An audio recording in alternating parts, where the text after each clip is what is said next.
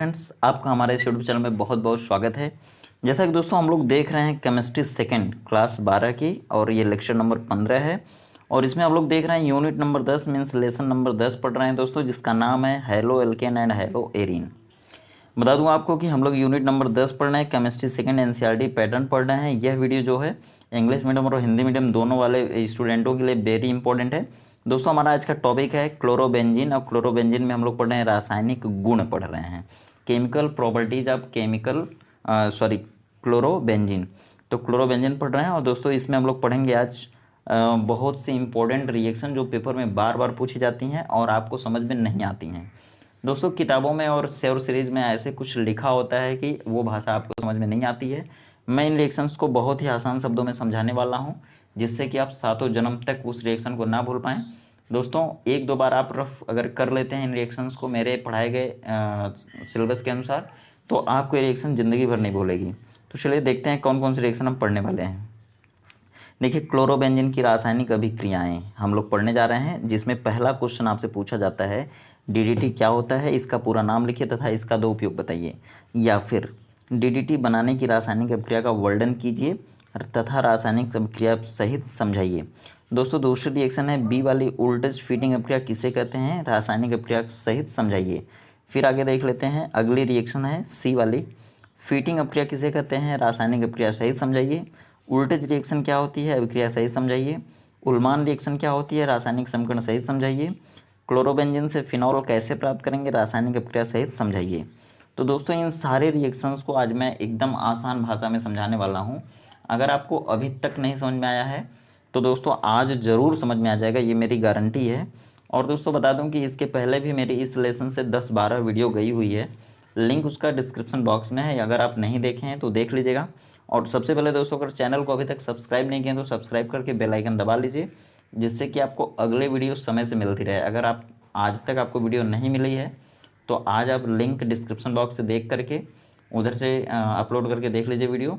और दोस्तों मैं बता दूं कि अब आगे की जो रिएक्शन है बहुत आसान होने वाली है। इसके बाद मैं विलेन शुरू करने वाला हूं, तो जो लोग भी चैनल पर नए हैं सबसे पहले सब्सक्राइब कर लीजिए ताकि विलेन वाला लेसन आपका ना छूटे। और अब तक अगर आप नोट नहीं बनाए हैं तो नोट भी बना करके अपने पास सुरक्षित कर लीजिए। और आपको मैं बता दूं कि मैं वादा करता हूं आपको दूसरे चैनल पर नहीं जाना पड़ेगा।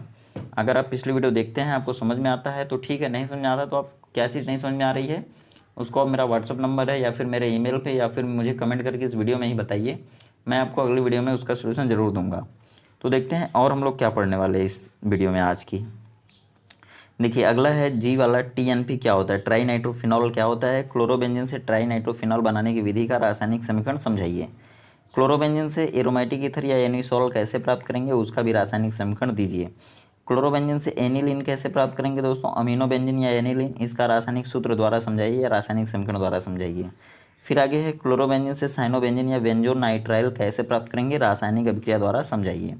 ये भी है। फिर इसके बाद देखते हैं हम लोग क्लोरोबेंजीन की निम्नलिखित रासायनिक अभिक्रियाओं को अभिक्रिया द्वारा समझाइए। देखिए पहला है सल्फोनीकरण या फिर इसको कहते हैं सल्फोनेशन, तो ये भी बताएंगे हम इस वीडियो में। फिर दूसरा है नाइट्रीकरण या फिर इसको कहते हैं नाइट्रेशन। ठीक है, क्लोरोबेंजीन का नाइट्रेशन या नाइट्रीकरण कराते हैं तो क्या बनता है। फिर फ्रीडल क्राफ्ट अभिक्रिया मीन्स एल्काइलेशन, इसको बोलते हैं एल्काइलेशन। ठीक है, फिर इसके बाद है फ्रीडल क्राफ्ट एसिलीकरण मीन्स इसको बोलते हैं एसाइलेशन। और फिर इसके बाद दोस्तों एक छूट रही रिएक्शन जिसका नाम है हैलोजिनेशन या फिर हैलोजनीकरण।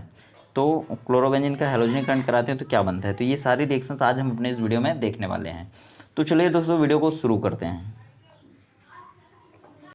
हाय फ्रेंड्स, मैं फिर से आपको बता दूं एक बार कि हम लोग पढ़ रहे हैं केमिस्ट्री सेकेंड क्लास 12 की यूनिट नंबर 10, जिसका नाम है halo alkane and hello Erin, halo alkane एवं एरिल हैलाइड। बताए दोस्तों कि इसकी लास्ट टॉपिक है क्लोरोबेंजीन, और हम लोग क्लोरोबेंजीन को बनाने की विधि पढ़ चुके हैं, भौतिक गुण पढ़ चुके हैं, और अब बारी है रासायनिक गुण की। तो रासायनिक गुण इसका बहुत इंपॉर्टेंट दोस्तों, हर बार इससे क्वेश्चन पूछा जाता है। जैसे इसका देखिए एक टॉपिक है डीडीटी, डीडीटी क्या होता है।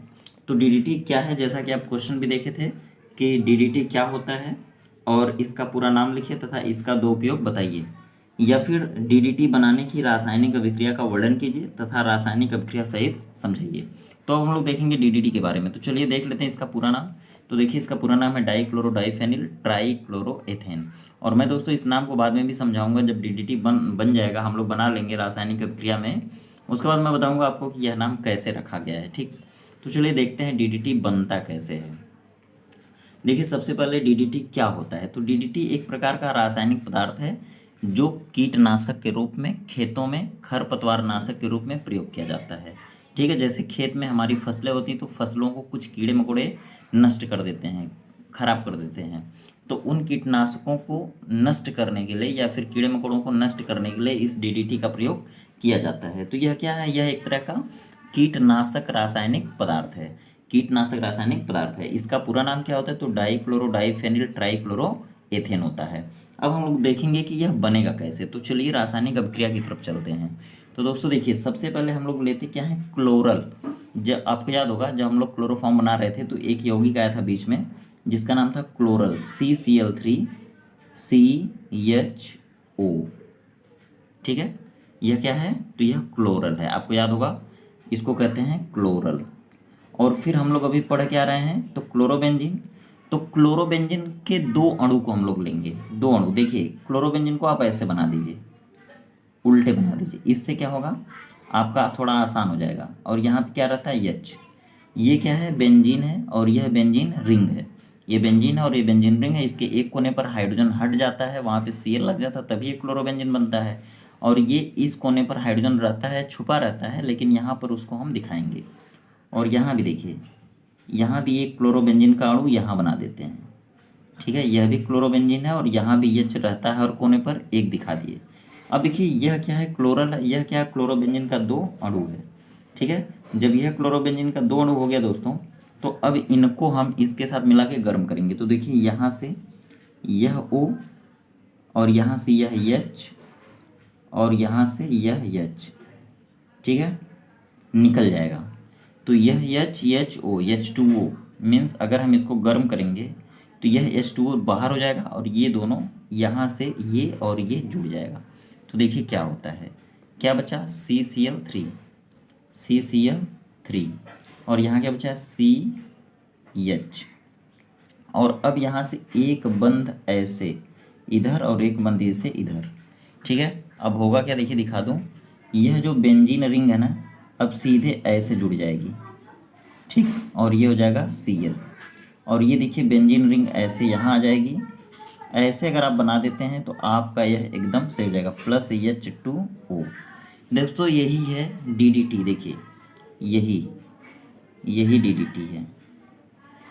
ठीक है, यह DDT है और यह एक कीटनाशक पदार्थ है, रासायनिक पदार्थ है, इसी को कहते हैं DDT। अब इसका नाम समझ लीजिए कैसे इसका नाम DDT पड़ा। तो देखिए कितना क्लोरो है, एक क्लोरो दो क्लोरो, तो डाई क्लोरो बोल देंगे। और ये बेंजीन रिंग को फेनिल बोलेंगे, एक और दो, तो डाई फेनिल हो गया। तो डाई क्लोरो डाई फेनिल और ट्राई क्लोरो, तीन बार क्लोरो तो ट्राई क्लोरो, और एक दो कार्बन है तो एथेन, तो ट्राई क्लोरो एथेन। तो इस तरह से दोस्तों बन गया। अब देखिए लिखेंगे कैसे। अगर आपसे पूछा गया कि रासायनिक अभिक्रिया दीजिए, तो रासायनिक अभिक्रिया या रासायनिक समीकरण ये हो गया। और लिखेंगे कैसे, तो बोलेंगे जब ये क्लोरोबेंजीन है, ठीक है, और क्लोरोबेंजीन के कितने लोग यहाँ पे दिख रहे हैं, तो दो लोग, तो दो लोगों को दो अणु बोलेंगे। मतलब कि आपको लिखना क्या है, देखिए एकदम समझ जाइए, रटने की जरूरत नहीं है। देखेंगे जब क्लोरोबेंजीन के दो अणुओं को, जब क्लोरोबेंजीन के दो अणुओं को, एक यहाँ दो अणुओं को क्लोरल के साथ मिलाकर गर्म करते हैं तो DDT बन जाता है। तो इस प्रकार से DDT तैयार हो जाएगा। और इसका उपयोग क्या है, तो इसका एक उपयोग है खेतों में खरपतवार नाशक के रूप में, दूसरा उपयोग है कीड़े मकोड़ों को नष्ट करने के लिए, मीन्स कीटनाशक के रूप में। तो इस तरह से DDT आपका कंप्लीट होता है। अब बढ़ते हैं आगे।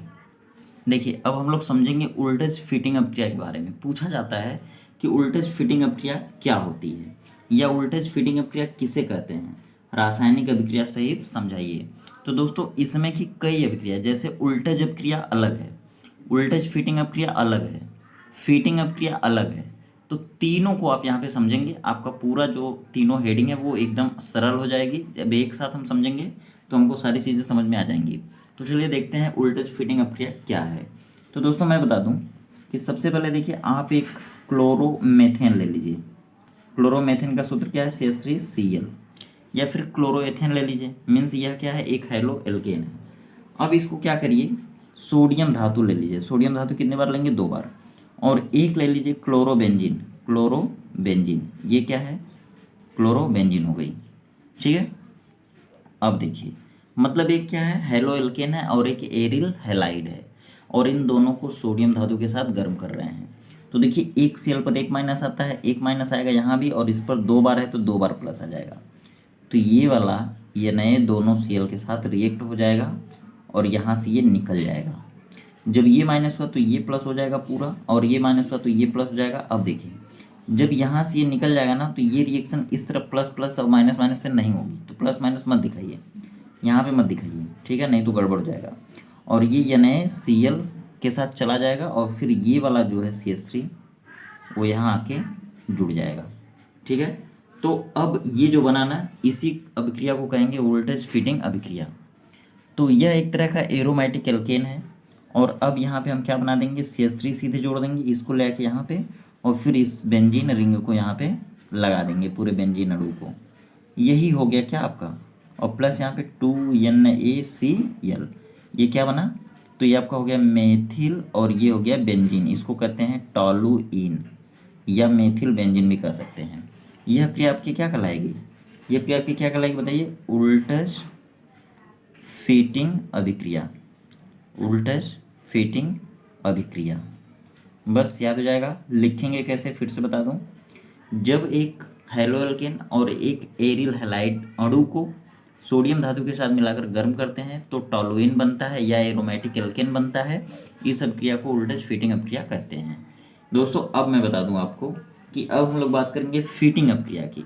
अगर यही फीटिंग अभिक्रिया हो गई तो क्या करेंगे, तो यहाँ भी इसी तरह का लेंगे, मीन्स यहाँ भी एक क्लोरोबेंजीन लेंगे। देखिए ध्यान से देखिए, समझ जाइए, याद करने की जरूरत नहीं पड़ेगी। 2Na यह सोडियम धातु है, यह एक क्लोरोबेंजीन है, दूसरा क्लोरोबेंजीन यहाँ है। देखिए इस तरह उल्टे बना देते हैं, आपका एकदम बिल्कुल आसान हो जाएगा। ये देखिए माइनस, ये देखिए डबल प्लस आ जाएगा, यहाँ पर एक माइनस, और फिर ये दोनों यहाँ से चले जाएंगे। और जब यहाँ से यानी धन वाला प्लस वाला माइनस के साथ चला जाएगा तो फिर यहाँ पे बचेगा क्या, देखिए यह एक बेंजीन बच जाएगा यहाँ पे, ये वाला बेंजीन और ये वाला बेंजीन, ये दोनों आपस में जुड़ जाएंगे, क्योंकि बीच वाले ये सब निकल जाएंगे तो ये दोनों जुड़ जाएंगे आपस में। इसको कहते देखिए फेनिल। एक पाउच को क्या कहेंगे, फेनिल। फेनिल कितने बार है, 2 बार, तो डाई फेनिल हो जाएगा, इसका नाम डाई फेनिल, ठीक है। और प्लस ये 2NaCl, 2NaCl। तो इस तरह से दोस्तों क्या हो जाएगा, डाईफेनिल। मीन्स यह अभिक्रिया क्या कहलाएगी, फेनिल अभिक्रिया, फीटिंग अभिक्रिया। क्या कहलाएगी, फीटिंग अभिक्रिया। ऐसे अभिक्रिया को कहेंगे फीटिंग अभिक्रिया। तो आप ध्यान रखिएगा। अब आपको बताना है कि उल्टज फीटिंग अभिक्रिया क्या होती है। उल्टज फीटिंग अभिक्रिया, तो उल्टज फीटिंग अभिक्रिया यहाँ देखिए, यह क्या है, फीटिंग अभिक्रिया। इसे क्या कहेंगे, फीटिंग अभिक्रिया। अब हम लोग बात करेंगे उल्टज अभिक्रिया क्या होती है। उल्टज अभिक्रिया, तो उल्टज अभिक्रिया में देखिए दोनों, ये जो है ना, ये दोनों इस तरह का होता है, मतलब मेथिल बेंजीन की तरह होता है। जैसे देखिए अगर आपको उल्टज अभिक्रिया क्या हो समझना, तो CH3Cl plus 2Na plus CH3, पहले Cl कर दीजिए CH3, ठीक है। मीन्स इसको हम इधर करके भी लिख सकते हैं और इसको इधर भी, मतलब कहीं भी लिख सकते हैं। तो ये हम रिएक्शन की सुविधा के लिए इधर लिख रहे हैं। देखिए यहाँ पे डबल प्लस आएगा, एक माइनस एक माइनस, और ये यहाँ से सीधे निकल जाएगा, फिर ये जाके सीधे इससे जुड़ेगा, मतलब CH3 सिंगल बॉन्ड CH3, यह हो गया एल्केन, और ये बन गया, और प्लस यहाँ पे क्या हो जाएगा 2NaCl, 2NaCl, यह क्या बन गया, एल्केन। तो हम क्या बोलेंगे, यह अभिक्रिया कौन सी अभिक्रिया है, तो उल्टज अभिक्रिया। सीधे क्या है, उल्टज अभिक्रिया। तो आपको अंतर समझ में आ गया होगा। आपको थोड़ा सा अगर इधर उधर किया और आप इधर उधर किए तो रिएक्शन गड़बड़ हो जाएगी। तो यह रिएक्शन बेहद इंपॉर्टेंट है, तीनों है, तीनों में से एक जरूर पूछी जाती है, और आपको सटीक एग्जाम्पल देना है, सही तरीके से बताना है। इसको आप लिखेंगे कैसे, ये क्या है, हेलो एल्केन है, ठीक है, या मेथिल क्लोराइड है, ठीक है, कुछ भी कह सकते हैं, हेलो एल्केन भी कह सकते हैं, मेथिल क्लोराइड भी कह सकते हैं। लिखेंगे आप जब हेलो एल्केन के 2 अणुओं को, एक और एक मतलब 2 अणुओं को, तो जब हेलो एल्केन के 2 अणुओं को सोडियम धातु के साथ मिलाकर गर्म करते हैं तो एल्केन बनता है। इस अभिक्रिया को क्या कहेंगे, उल्टज अभिक्रिया कहेंगे। और जब ये एरिल हैलाइड है, एरिल हैलाइड। जब एरिल हैलाइड के दो अणुओं को सोडियम धातु के साथ मिलाकर गर्म करते हैं तो डाइफेनिल बनता है। इस अभिक्रिया को क्या कहेंगे? फीडिंग अभिक्रिया। और जब एक हेलोअल्केन तथा एक एरिल हैलाइड अणु को सोडियम धातु के साथ मिलाकर गर्म करते हैं तो टॉलुइन बनता है या एरोमेटिक एल्केन बनता है। इस अभिक्रिया को वोल्टेज फीडिंग अभिक्रिया कहते हैं। तो इस तरह से आपकी 3 और एक 4 अभिक्रिया कंप्लीट हो गई। अब आगे बढ़ते हैं। अब देखिए दोस्तों, पढ़ेंगे उल्लमान अभिक्रिया। तो ये भी पूछ लिया जाता है, उल्लमान अभिक्रिया से आप क्या समझते हैं। देखिए, ए हो गया, बी हो गया, सी हो गया, डी हो गया, और अब ई की बारी है। ई वाला क्वेश्चन क्या है? उल्लमान अभिक्रिया से आप क्या समझते हैं? ठीक है, रासायनिक समीकरण सहित समझाइए। तो दोस्तों, हर एक रिएक्शन अपने आप में इम्पोर्टेंट है। थोड़ा सा सावधानी हटी तो दुर्घटना घटी, मीन्स नंबर आपका घट जाएगा। तो आप जो है एकदम आँख कान खोल के रहिए और सारे रिएक्शन को ध्यान दीजिए, कौन सी रिएक्शन कैसे किसके साथ हो रही है। वो चीज़ अगर आप समझ लेते हैं, रफ पर अगर कर लेते हैं, 2-4 बार प्रैक्टिस हो जाती है, तो फिर आप गलती नहीं करेंगे। ठीक है, तो अब देखिए हम लोग देखेंगे उल्लमान अभिक्रिया। तो उल्लमान अभिक्रिया में क्या होता है? देखिए, सबसे पहले 2 क्लोरोबेंजीन की जगह पे आयोडोबेंजीन आएगा। यह क्या है? यह बेंजीन है और उसके एक जगह से हाइड्रोजन हटा और आयोडीन लगा, तो यह हो गया आयोडोबेंजीन। और फिर इसको हम Cu चूर्ण के साथ लेते हैं, कॉपर चूर्ण के साथ इसको गर्म कर देते हैं। एक और ले लीजिए, यह क्या है? Iodobenzene, iodobenzene. ठीक है, और आयोडोबेंजीन कितनी बार दिख रहा है आपको? 2 बार। तो इसको क्या लिखेंगे? आयोडोबेंजीन के 2 अणु लिखेंगे। क्या लिखेंगे? 2 अणु, एक अणु 2 अणु। ठीक है, तो जब आयोडोबेंजीन के 2 अणुओं को कॉपर चूर्ण के साथ मिलाकर गर्म करते हैं, ठीक है, ये गर्म का निशान हो गया। अब क्या बनेगा? देखिए, इस पर आता है डबल प्लस और ये हेलोजन है तो माइनस माइनस आएगा, तो यहाँ से ये दोनों आयोडीन को कौन लेके चला जाएगा? Cu बना देगा। तो जब यहाँ से निकल के जाएगा ना, तो ये वाला इससे जुड़ जाएगा, यहाँ पे ऐसे आके जुड़ जाएगा। ठीक, तो इसको हम कैसे बना सकते हैं? देखिए, यह ये वाला बेंजीन हो गया और फिर ये सीधे यहाँ से सब निकल गए, ये बेंजीन बन गया। यहाँ से कौन सब निकल गए? एक बार फेनिल, 2 बार फेनिल, तो इसे हम क्या बोलेंगे? Diphenyl, diphenyl. यही अभिक्रिया क्या कहलाती है? क्या कहलाती है? उल्लमान अभिक्रिया कहलाएगी। और देखिए, ये Cu अगर बन गया तो हम यहाँ पे दिखा सकते हैं Cu, या फिर हम यहाँ पे भी -Cu दिखा सकते हैं। ठीक है, इसको क्या बोलेंगे? तो क्यूप्रिक आयोडाइड। और ये क्या बन गया? डाईफेनिल। लिखेंगे कैसे? जब आयोडोबेंजीन के 2 अणुओं को कॉपर चूर्ण के साथ मिलाकर गर्म करते हैं तो डाईफेनिल बनता है। इस अभिक्रिया को क्या कहेंगे? उल्लमान अभिक्रिया कहेंगे। ठीक, तो इस तरह से यह कंप्लीट हुआ। आगे बढ़ते हैं। देखिए, अगला है क्लोरोबेंजीन से फिनॉल कैसे प्राप्त करेंगे? रासायनिक अभिक्रिया सहित समझाइए। तो क्लोरोबेंजीन से हम लोग फिनॉल पढ़ने वाले हैं। फिनॉल क्या होता है बता दूं आपको कि देखिए, यह क्या है? बेंजीन है और यहाँ से यह छटा और OH लगा, अब ये फिनॉल हो गया। ठीक है, यही फिनॉल, इसका फार्मूला क्या होगा? तो C6H5OH होगा।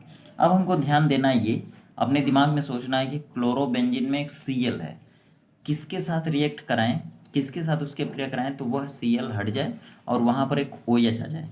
तो आपके दिमाग में आएगा क्या? देखिए, जैसे मान लीजिए यह क्या है? एक क्लोरोबेंजीन हो गया Cl, और फिर इसकी रिएक्शन हम किससे करा दें? तो NaOH या फिर KOH से करा दें। ठीक है, और दोस्तों जब KOH से कराएंगे तो इस पर आ जाएगा Na प्लस, या KOH में K पर प्लस आ जाएगा और इस पर आ जाएगा माइनस। तो ये वाला माइनस ये वाले प्लस के साथ चला जाएगा जब गर्म करेंगे। तो जब ये चला जाएगा तो इसकी जगह खाली हो जाएगी, वहाँ पे जाके ये बैठ जाएगा। क्या हो जाएगा? देखिए, ये बेंजीन बनाना सभी लोग जान जाइए, बहुत से लोगों को बेंजीन बनाने नहीं आता है, गड़बड़ कर देते हैं पेपर में। और ये क्या हो जाएगा? NaCl। तो ये हो गया दोस्तों फिनॉल। यह क्या हो गया? फिनॉल हो गया। ठीक है, अब देखिए, तो ये क्या है? क्लोरोबेंजीन, क्लोरोबेंजीन हो गया। लिखेंगे कैसे? ये देखिए, क्लोरोबेंजीन हो गया और ये हो गया कास्टिक सोडा इसे कहते हैं, या सोडियम हाइड्रॉक्साइड बोलेंगे, या सोडा लाइम भी बोलते हैं। सोडियम हाइड्रॉक्साइड या सोडा लाइम या फिर कास्टिक सोडा। और देखिए, कब गर्म करते हैं? 350 डिग्री सेंटीग्रेड पर गर्म करेंगे दोस्तों। और कब गर्म करेंगे? जब वायुमंडलीय दाब 300 ATM हो जाएगा, वायुमंडलीय दाब। ठीक है, और क्या होगा तब? देखिए, लिखेंगे कैसे? जब क्लोरोबेंजीन को सोडियम हाइड्रॉक्साइड के साथ मिलाकर 350 डिग्री सेंटीग्रेड और 300 वायुमंडल दाब पर गर्म करते हैं तो फिनॉल बनता है। ठीक है, आपसे इस क्वेश्चन को इस तरह भी पूछा जा सकता है कि क्या होता है जब क्लोरोबेंजीन को कास्टिक सोडा के साथ मिलाकर 350 डिग्री सेंटीग्रेड पर गर्म किया जाता है, तो आपका आंसर क्या होगा, फिनॉल बनता है। ठीक है, अब आगे बढ़ते हैं। देखिए अगला है टीएनपी क्या होता है। टीएनपी का दोस्तों पूरा नाम होता है ट्राई नाइट्रोफिनॉल। ट्राई नाइट्रोफिनॉल, ध्यान दीजिए, यह एक बहुत बड़ा विस्फोटक पदार्थ है। विस्फोटक मतलब क्या होता है, बम की तरह होता है। बम मतलब बहुत ही तेज आवाज़ के साथ बहुत ही तेज मात्रा में ध्वनि उत्पन्न करेगा और बहुत ज़्यादा ऊर्जा उत्पन्न करता है। ऐसे पदार्थ जो हल्का सा झटका लगने पर या चोट लगने पर बहुत तीव्र ध्वनि उत्पन्न करते हैं और बहुत तेज झटका उत्पन्न करते हैं और बहुत ही अधिक मात्रा में ऊष्मा उत्पन्न करते हैं या ऊर्जा उत्पन्न करते हैं, तो ऐसे पदार्थों को विस्फोटक कहते हैं। जैसे अमोनियम नाइट्रेट का प्रयोग किया जाता है बम बनाने में। ट्राई नाइट्रोफिनॉल भी उसी तरह का है, यह एक्सप्लोसिव इन नेचर होता है, एक विस्फोटक होता है। ठीक है, तो इसको हम लोग क्लोरोबेंजीन से कैसे बनाएंगे, तो सबसे पहले देख लीजिए इसका पूरा नाम क्या होता है, टीएनपी क्या होता है। तो यह एक प्रकार का विस्फोटक होता है या यह विस्फोटक पदार्थ है, एक्सप्लोसिव एक्सप्लोसिव सबस्टेंस है। तो यह एक्सप्लोसिव पदार्थ है। और फिर यह किससे किससे बनता है, तो यह देखिए क्लोरोबेंजीन से पहले फिनॉल बनाएंगे और फिर फिनॉल की जब नाइट्रिक अम्ल के साथ अभिक्रिया कराएंगे 3 बार सांद्र नाइट्रिक अम्ल के साथ, तब जाके टीएनपी बनेगा। तो देखिए क्वेश्चन है टीएनपी क्या होता है, तो इसका आंसर हो गया यह एक विस्फोटक पदार्थ है। ठीक है, अब क्लोरोबेंजीन से ट्राई नाइट्रोफिनॉल बनाने की विधि का रासायनिक समीकरण दीजिए। तो चलिए हम लोग रासायनिक समीकरण लेते हैं। सबसे पहले क्या करेंगे हम लोग, यह हमारे पास है क्लोरोबेंजीन और क्लोरोबेंजीन की रिएक्शन हम कराएंगे NaOH के साथ। और जब NaOH के साथ कराएंगे तो बन जाएगा हमारा, क्या बनेगा देखिए, NaCl के साथ चला जाएगा, फिर यहाँ जगह खाली होगी, ये वाला OH जाके सेट हो जाएगा यहाँ पे, यह हो गया फिनॉल। ठीक है, और प्लस NaCl हो गया। ये कितने टेम्परेचर पर होता है, तो 350 डिग्री सेंटीग्रेड पर और 300 वायुमंडलीय दाब पर।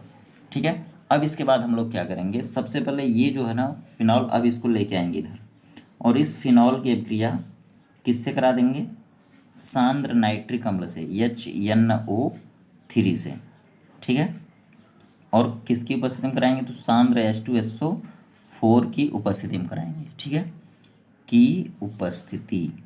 और होगा क्या, देखिए रिएक्शन तो इतना ही है, बस आपको इसके आगे समझ लेना अपने से अंदर अंदर कैसे रिएक्शन कर दे। तो मैं आपको बताता हूँ, यह 2 भाग में बांट दीजिए, जैसे ये वाला H अलग कर दीजिए और इसमें से एक O ले लीजिए, तो ये हो जाएगा HO।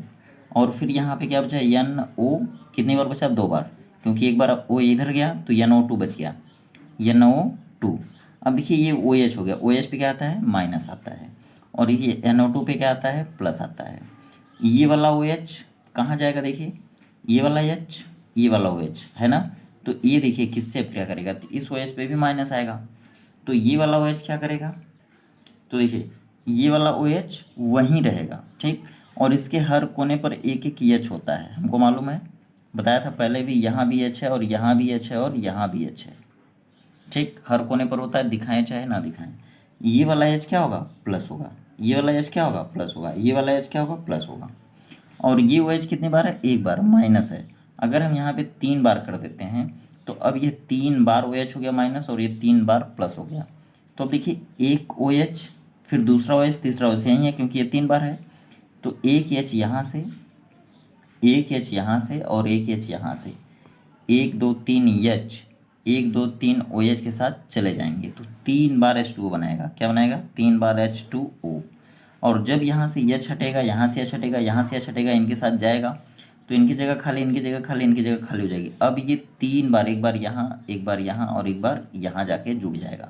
देखिए ये क्या हो गया, आपका बेंजीन हो गया। ठीक, और यहाँ पे OH पहले से था वो रहेगा वैसे ही, यहाँ से हटा तो यह हो जाएगा NO2, यहाँ पे क्या हो जाएगा, NO2, यहाँ पे क्या हो जाएगा, NO2। ठीक, यही है TNP, TNP। और इसका दूसरा नाम क्या हो जाएगा, देखिए यह क्या था, पहले फिनॉल था, पहले फिनॉल था, फिनॉल लिख लीजिए। और इस फिनॉल में कौन आके जुड़ा, ये पहले इतना ही था, फिनॉल था, 1 2 3, ये 3 बार, इनको क्या कहते हैं नाइट्रो, इनको क्या कहेंगे नाइट्रो, इनको क्या कहेंगे नाइट्रो, इनको क्या कहेंगे नाइट्रो। कितनी बार है, 1 बार 2 बार 3 बार। और ये किस किस नंबर पर जुड़े हैं या किस किस कार्बन से जुड़े हैं, देखिए तो इसको 1 नंबर कहेंगे, इसको 2 नंबर, इसको 3 नंबर, इसको 4 नंबर, यहाँ का जो कार्बन है 5 नंबर, यहाँ का जो कार्बन 6 नंबर। तो यह 2 नंबर पर जुड़ गया, 3 के बाद 4 पर जुड़ा है, 6 पर जुड़ा है, तो मतलब 2 पर है, 4 पर है और 6 पर है। और कितनी बार है, 3 बार, तो ट्राई बोलेंगे। और कौन है, तो नाइट्रो है, कौन है नाइट्रो। और किससे जुड़ा, तो फिनॉल से जुड़ा। ये सभी पहले क्या थे, फिनॉल थे। और वहाँ पर दूसरे चौथे और छठवें नंबर पर 3 बार क्या आ गया, नाइट्रो। तो लिखेंगे 2,4,6 ट्राई नाइट्रोफिनॉल। इसी का नाम क्या है दोस्तों, TNP। और ये कैसे बना, तो देखिए यहाँ से लेके यहाँ तक इसकी रिएक्शन हो गई, ठीक है। अगर आप एक स्टेप में दिखाते हैं तो, ठीक है, ये रिएक्शन हो गई। अगर आपको पूछा गया फिनॉल से कैसे बनाएंगे TNP, फिनॉल से, यह फिनॉल हो गया, ठीक, और यह हो गया नाइट्रिक अम्ल, नाइट्रिक अम्ल। तो कैसे बोलेंगे, जब फिनॉल की क्रिया सांद्र नाइट्रिक अम्ल से सांद्र H2SO4 की उपस्थिति में होती है तो TNP बनता है, ठीक है। और अगर पूछा गया कि क्लोरोबेंजीन से TNP कैसे बनाएंगे, तो सबसे पहले लिखेंगे जब क्लोरोबेंजीन को कास्टिक सोडा के साथ मिलाकर गर्म करते हैं तो फिनॉल बनता है, यह फिनॉल बनता है, ठीक है, फिनॉल हो जाएगा। और जब इस फिनॉल की अभिक्रिया सांद्र नाइट्रिक अम्ल से सांद्र नाइट्रिक अम्ल की उपस्थिति में कराते हैं तो TNP बनता है। इसी रिएक्शन को दोस्तों ये समझने के लिए इस तरह बताया गया, समझ सकते हैं आप इस तरह जल्दी से अच्छे से। और इसी रिएक्शन को इस तरह भी लिखा जा सकता है, किताबों में इस तरह लिखा होता है, इसलिए समझ में नहीं आता है। C6H5OH प्लस 3HNO3, ठीक है, और कंसनट्रेट H2SO4 की प्रेजेंस में। अब ये क्या हो जाएगा, सीधे C6H, देखिए यहाँ पे कितना हो गया, एक यहाँ से हटा, दूसरा तीसरा चौथा हटा, तो यहाँ पे कितना बच जाएगा 2। और फिर यहाँ पे क्या हो जाएगा NO2, कितनी बार, 3 बार, और OH। देखिए यहाँ पे क्या हो गया, तो यहाँ पे हो गया C6, मतलब एक कार्बन 6 और 2 हाइड्रोजन, एक हाइड्रोजन यहाँ पे, एक हाइड्रोजन यहाँ पे है। फिर NO2 कितनी बार, 1 बार 2 बार 3 बार है, तो 3 बार हो गया, और ये 1 बार OH, तो ये हो गया, इसका फार्मूला हो गया, यही है TNP। और फिर उसके बाद 3H2O, ये रिएक्शन है, यही रिएक्शन आपको किताब में दी होती है, इसलिए आप समझ नहीं पाते। और सबसे बड़ी गलती तो तब हो जाती है, जैसे यहाँ पे 3H है तो आप कहेंगे 2H 4H अगर लगा देते हैं तो गलत हो जाता है। यहाँ पे 3 बार O3 है, तो ये आपका अगर 2 बार 3 बार करते हैं, एक भी बार गलती हुई तो ये पूरा गलत हो जाता है, ठीक। आगे देखते हैं हम लोग क्लोरोबेंजीन से एनिसॉल कैसे प्राप्त करेंगे। एनिसॉल को एरोमेटिक ईथर भी कहते हैं। तो देखिए इसका दूसरा नाम है मेथॉक्सीबेंजीन, ठीक है, मेथॉक्सीबेंजीन भी इसका नाम है। तो क्लोरोबेंजीन से मेथॉक्सीबेंजीन कैसे प्राप्त करते हैं, ये भी पूछा जा सकता है। तो चलिए देखते हैं। देखिए सबसे पहले क्या है, यह हमारे पास है क्लोरोबेंजीन, ठीक है, यह हमारे पास क्या है, क्लोरोबेंजीन। और देखिए ये जैसे ये क्या है, अगर मान लीजिए मान लेते हैं CH3OH रहता है यहाँ पे, CH3OH, और तब उसकी क्रिया किसी NaOH या किसी और क्षार से कराते तो क्या हो जाता है, देखिए Na हो जाता है, यहाँ पे क्या हो जाता है, Na। तो इसका नाम हो गया sodium meth oxide, sodium methoxide बोलेंगे, क्या बोलेंगे, सोडियम, क्योंकि सोडियम है, मेथ मीन्स एक कार्बन है, ऑक्साइड मतलब ऑक्सीजन जुड़ गया, तो कुल मिला क्या हो जाएगा, सोडियम मेथॉक्साइड। और ये क्या हो गया, क्लोरोबेंजीन। जब क्लोरोबेंजीन की अभिक्रिया सोडियम मेथॉक्साइड के साथ कराते हैं तो क्या बनेगा, ये प्लस होता है, ये माइनस, यहाँ से ये चला जाएगा इसके साथ, ठीक है। और जब ये Cl Na के साथ चला जाएगा तो फिर ये CH3O बचा, यहाँ पे जाके जुड़ जाएगा, यही आपकी हो गई, क्या हो गई, एनिसॉल, OCH3, या इसको कहेंगे मेथ ऑक्सी बेंजीन, ठीक है, मेथॉक्सी बेंजीन, इसी का नाम होता है दोस्तों एनिसॉल। तो आप जान गए। अब देखिए क्या हो जाएगा, यहाँ पे NaCl, इसी को कहते हैं क्लोरोबेंजीन से एनिसॉल प्राप्त करने की रासायनिक अभिक्रिया, ठीक है। यहाँ पे केवल गर्म का निशान कर दीजिए, कोई दिक्कत नहीं। इसको क्या कहेंगे, मेथॉक्सी बेंजीन, या फिर इसको कहते हैं एरोमेटिक ईथर, एरोमेटिक ईथर। अगर आपको एथॉक्सी बेंजीन बनाना है तो क्या करेंगे, अगर पूछा कि क्लोरोबेंजीन से एथॉक्सी बेंजीन कैसे बनाएंगे, यहाँ पे C2H5 कर देंगे, C2H5, फिर यही C2H5 आके यहाँ पे जुड़ जाएगा C2H5, तो ये हो गया क्लोरोबेंजीन से एनिसॉल या फिर एरोमेटिक ईथर कैसे प्राप्त करेंगे उसका। फिर आगे देखते हैं। देखिए अगला है क्लोरोबेंजीन से एनिलीन कैसे प्राप्त करेंगे। अगर आपसे इस तरह क्वेश्चन पूछा कि क्लोरोबेंजीन से एनिलीन कैसे प्राप्त करेंगे, how do you obtain aniline from chlorobenzene, तो आप इसको कैसे बताएंगे। देखिए आप सोचेंगे एनिलीन क्या होता है, तो एनिलीन का मतलब होता है बेंजीन हो जाए इस तरह, ठीक है, इस तरह बेंजीन हो जाए और इसके ऊपर यह एमिनो समूह आ जाए, अमीनो समूह या फिर एमीन आ जाए, ठीक है, तो ये हो गया एनिलीन। ठीक, तो अब आपको यही सोचना। तो देखिए सबसे पहले क्या आपके पास है, क्लोरोबेंजीन है, यह क्लोरोबेंजीन है और इसी क्लोरोबेंजीन से आपको एनिलीन बनाना है। तो सबसे पहले ये देखिए यौगिक आता है जिसका नाम है पोटेशियम, ठीक है, पोटेशियम एमाइड, ठीक, या ये है पोटेशियम एमीन, ठीक है। तो इसको क्या करेंगे हम, जैसे इसको पोटेसामाइड भी कहते हैं या फिर जैसे अगर यहाँ सोडियम रहता तो सोडामाइड कहते हैं। तो इस तरह से अगर पोटेशियम एमीन के साथ इसकी क्रिया करा देते हैं तो ये हो जाएगा प्लस और ये हो जाएगा Cl माइनस। तो यहाँ से क्या हो जाएगा दोस्तों, ये KCl हट जाएगा और ये फिर ये जाके वहाँ पे जुड़ जाएगा, इस पर क्या आता है प्लस, ये जाके वहाँ पे जुड़ जाएगा, ये क्या होगा, ये हो जाएगा बेंजीन और यहाँ पे हो जाएगा NH2, यही क्या है, एनिलीन है, एनिलीन। अब प्लस ये हो जाएगा KCl हो जाएगा। ठीक, तो इस तरह से बन गया आपका एनिलीन। फ्रेंड्स इसी को दूसरे तरीके से कैसे पूछा जा सकता है, देखिए जैसे अगर कह दिया कि क्या होता है जब क्लोरोबेंजीन को, ये क्लोरोबेंजीन हो गया, को Cu2O मीन्स क्यूप्रस ऑक्साइड की उपस्थिति में अमोनिया के साथ, अमोनिया गैस के साथ मिलाकर गर्म करते हैं, और किसकी उपस्थिति में, Cu2O की उपस्थिति में। ठीक है, कब गर्म करते हैं, 200 डिग्री सेंटीग्रेड और 60 एटमॉस्फेरिक प्रेशर मीन्स वायुमंडल दाब पर जब गर्म करते हैं तो क्या बनता है। तो देखिए इसको कैसे पूछा जा सकता है, यह हो गया क्लोरोबेंजीन, यह हो गया अमोनिया गैस, यह हो गया क्यूप्रस ऑक्साइड। पूछा जाएगा जब क्लोरोबेंजीन को अमोनिया गैस के साथ क्यूप्रस ऑक्साइड की उपस्थिति में 200 डिग्री सेंटीग्रेड पर गर्म करते हैं तो क्या बनता है। तो देखिए क्या बनेगा यहाँ पर, यह बन जाएगा अमीनो बेंजीन, मतलब एनिलीन, इसको क्या कहेंगे हम, एनिलीन।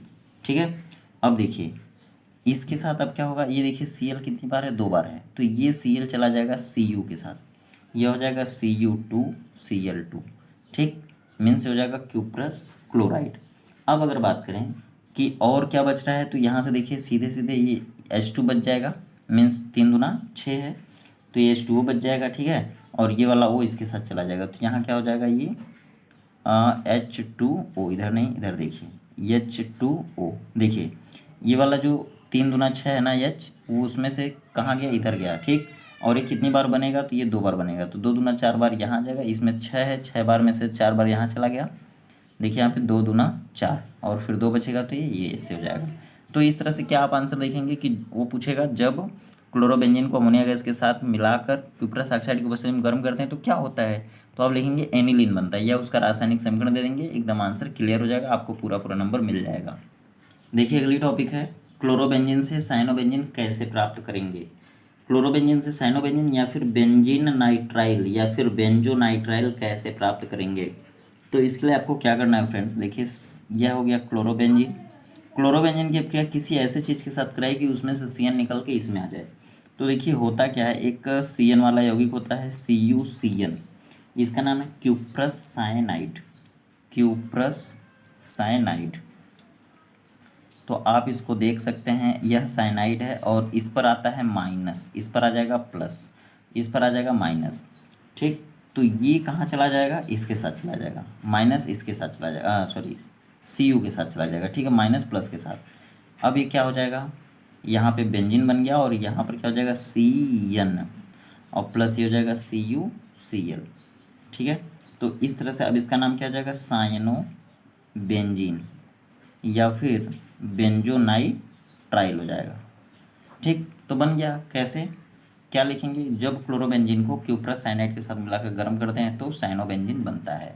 इसी का फार्मूला होता है C6H5CN, ऐसे भी लिख सकते हैं, कोई दिक्कत नहीं है, किताबों में इसी तरह दिया होता है, और अगर आप समझने के लिए इस तरह समझ लेते हैं और इस तरह भी लिख देते हैं पेपर में तो कोई कटिंग नहीं होगी, आपको पूरा पूरा नंबर मिलेगा, ठीक है। सीख लीजिए, आप भी सातों जन्म तक नहीं भूलेंगे।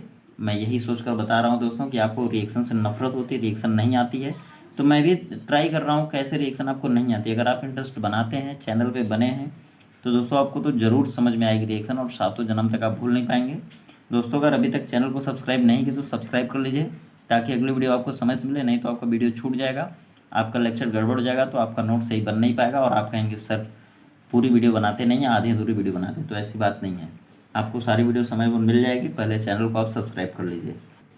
अब हम लोग देखेंगे क्लोरोबेंजीन में बेंजीन रिंग की अभिक्रियाएं, जैसे सल्फोनीकरण, या फिर अगर आपसे पूछे कि क्या होता है जब क्लोरोबेंजीन की अभिक्रिया सल्फ्यूरिक अम्ल के साथ कराई जाती है, या फिर पूछे कि कैसे प्राप्त करेंगे, means how do you obtain, ठीक है, आप कैसे प्राप्त करेंगे। नंबर 1 क्या पूछेगा, पूछेगा क्लोरोबेंजीन से आर्थोक्लोरोबेंजीन सल्फोनिक अम्ल कैसे प्राप्त करेंगे, या फिर पैराक्लोरोसल्फोनिक अम्ल, पैराक्लोरोबेंजीन सल्फोनिक अम्ल कैसे प्राप्त करेंगे।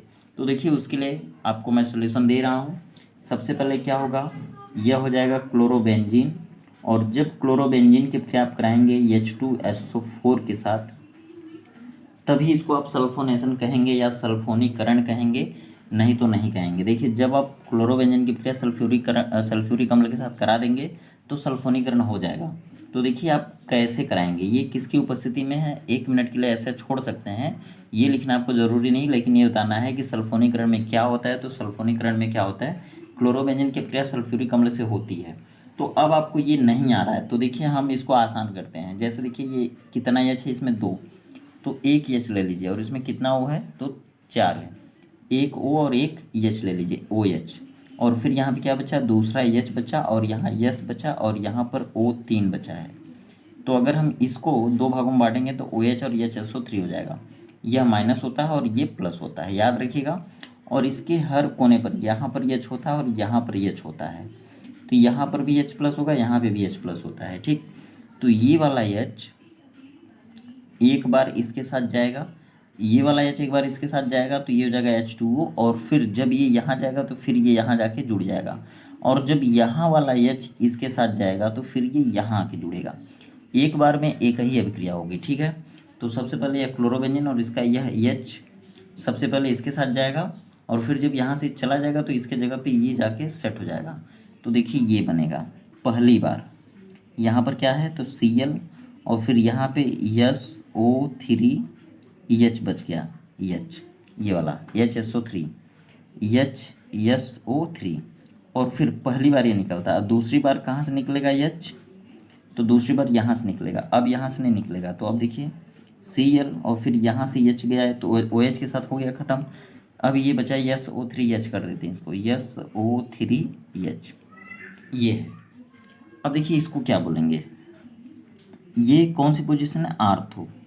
तो ये इसमें और इसमें ये समूह ज़्यादा इम्पोर्टेंट होता है, ठीक है, मीन्स इसे प्रेफरेंस देंगे।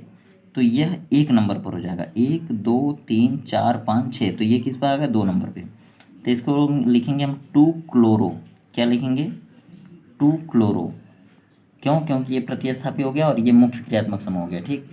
तो 2 क्लोरो, और ये हो जाएगा बेंजीन, और ये हो जाएगा सल्फोनिक अम्ल, बेंजीन सल्फोनिक अम्ल, सल्फोनिक अम्ल।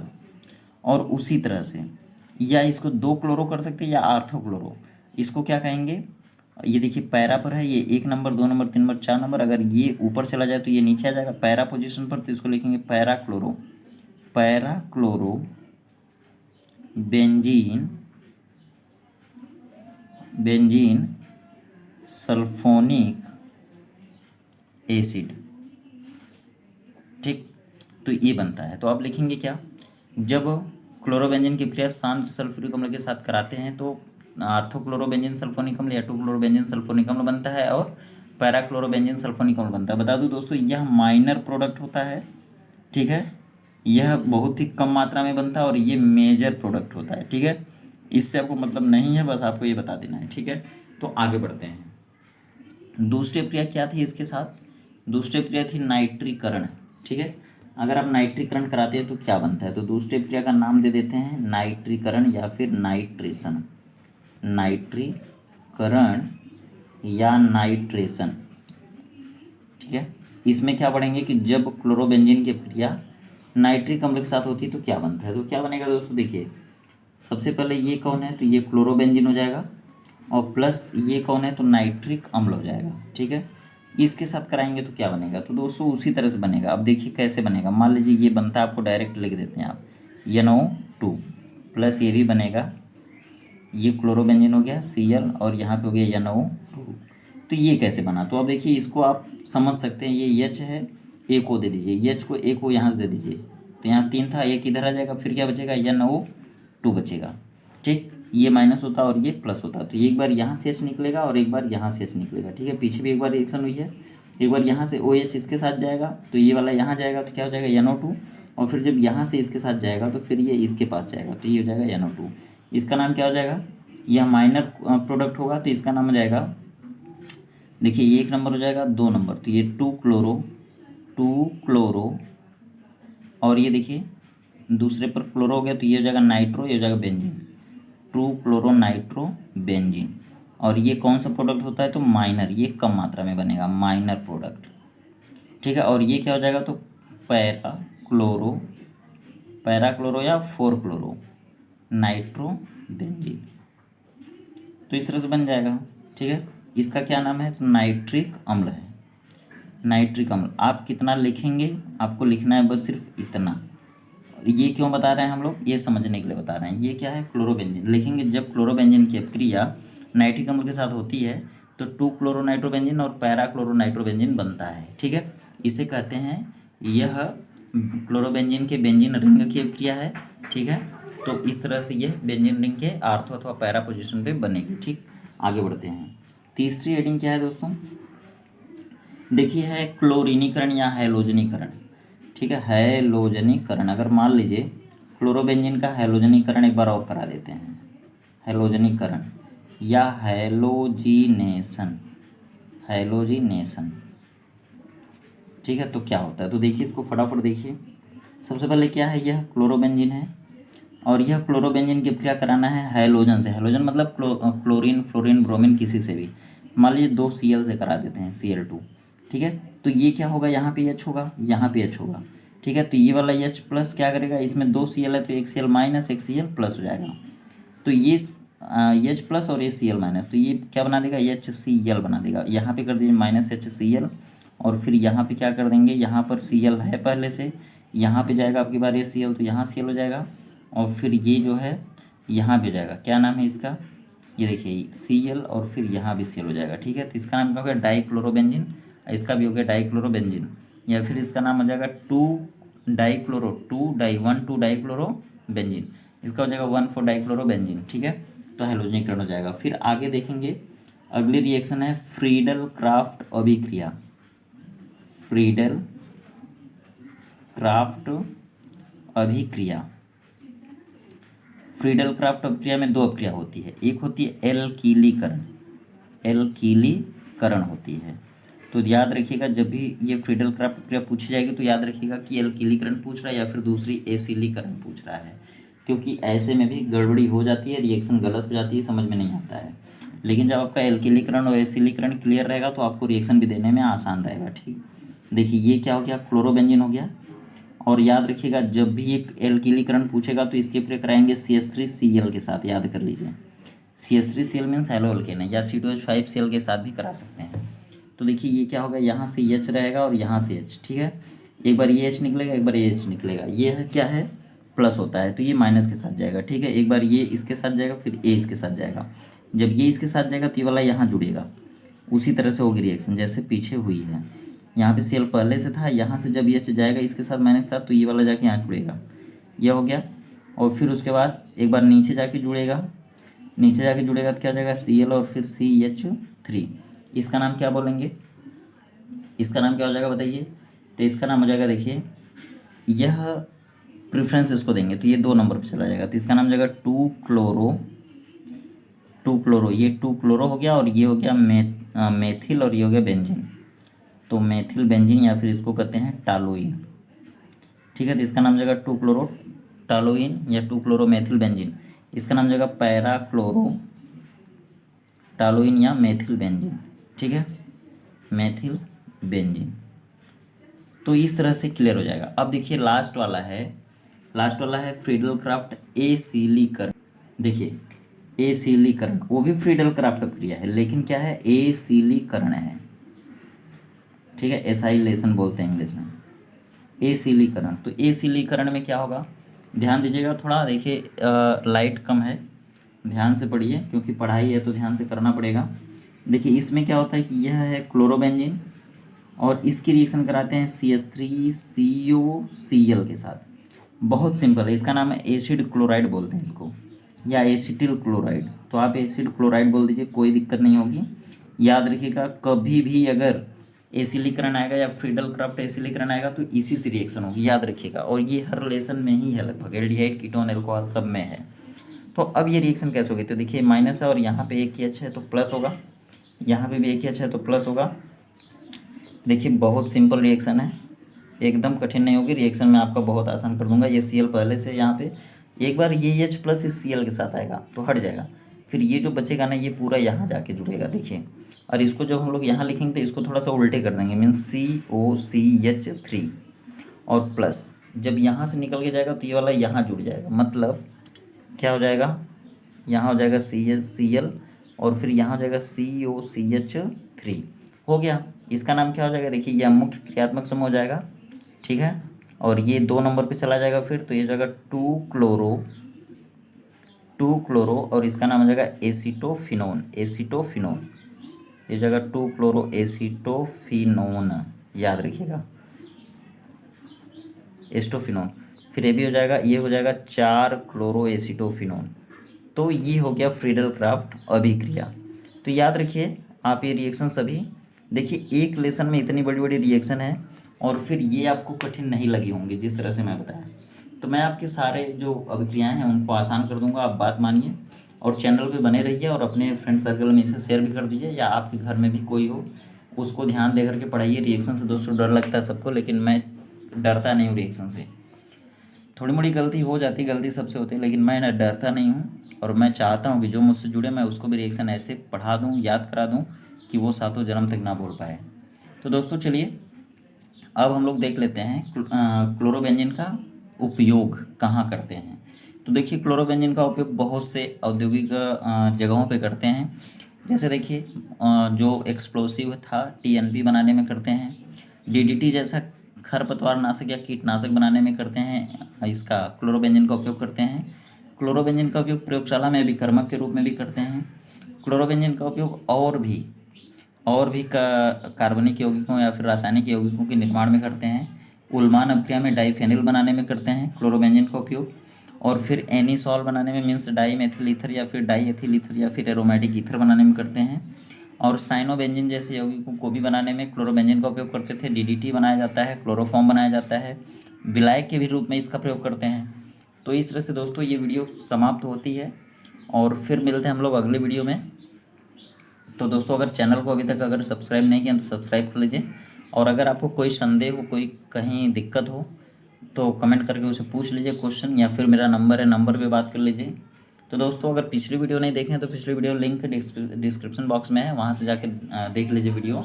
तो दोस्तों मिलते हैं फिर अगली वीडियो में एक नई टॉपिक के साथ। अगला लेसन विलयन होगा, अगला लेक्चर आप ज़रूर सुनिएगा, बहुत पसंद आएगा और सारी कठिन कठिन चीज़ें आसान भाषा में बताई जाएंगी। तो दोस्तों मिलते हैं फिर अगली वीडियो में, तब तक आप खुश रहिए, व्यस्त रहिए, मस्त रहिए, आपका दिन शुभ हो।